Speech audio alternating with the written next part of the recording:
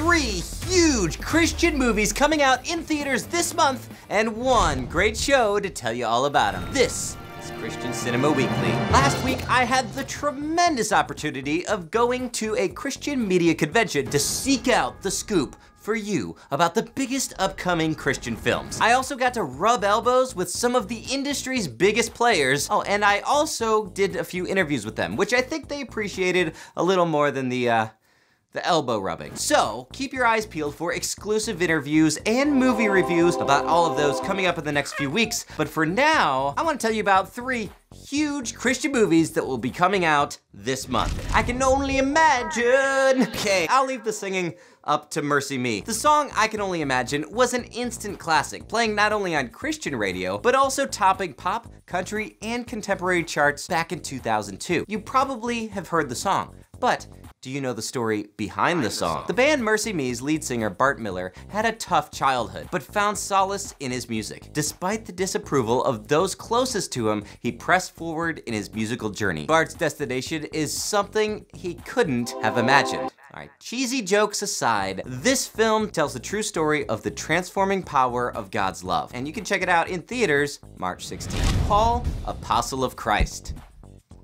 Which guy was this again? Paul, the author of like 23% of the New Testament. I don't, subject of most of the book of Acts. Not ringing a bell. The guy who spread Christianity first to the Jew, then to the Greek. Might have to check it out. How many times do you think you can do this joke, huh?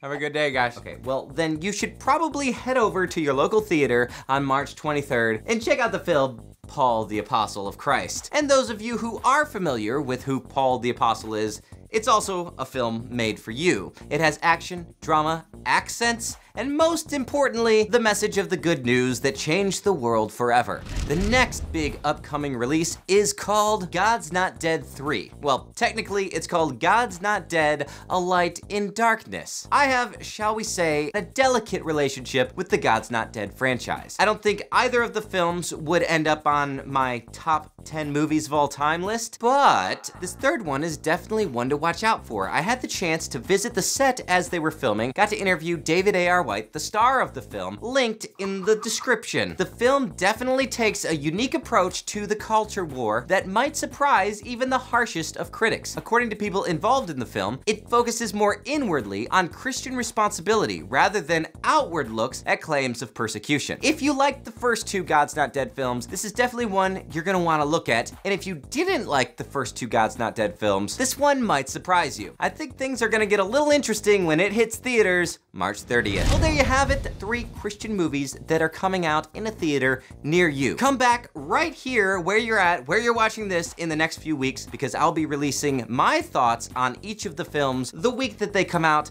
and also some great exclusive interviews that I talked about earlier on. And now it's time for this week's Pick of the Week, which happens to be Restoring the Shack. If you ever read the book or saw the movie The Shack, chances are you were left with a lot of questions. Restoring the Shack is a fascinating series exploring the events that led Paul Young to writing The Shack. Whether you agree with Paul Young, the book, or the movie's theology, this is definitely a fascinating journey exploring all of it. You can check it out right now at christiancinema.com. Just be sure to hit that subscribe button to keep up with the latest news, reviews, and interviews surrounding faith and film. I'm Kevin.